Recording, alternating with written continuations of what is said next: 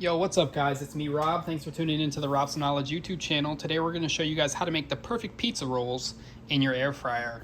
Alright, this is very simple. Step one, you're going to put your pizza rolls in your air fryer. We've got 15 here.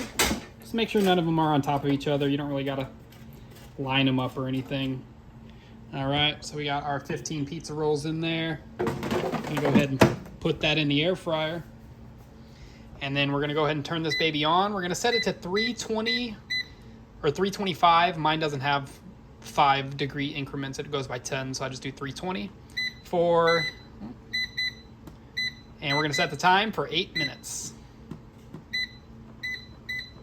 And just start that baby up and you'll be good to go.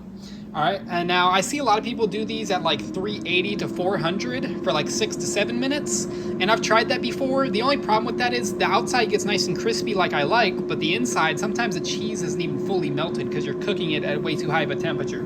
So 320 for 8 minutes, and we'll be back with you when that goes off to show you the results. All right, so we're back with you. It's been about 12 minutes, 8 minutes for cook time. Now I let them cool for about 4 minutes, just so you know. I want pizza pockets, not lava pockets. So, as you can see, here's the end result. Nice and cooked thoroughly, a nice crispy, but still pliable. You know, you don't want to eat a hard rock. As you can see, they're still a little bit hot. But that's how you make the perfect pizza pocket in your air fryer. 325 for 8 minutes. Let it cool off, and then you're good to go.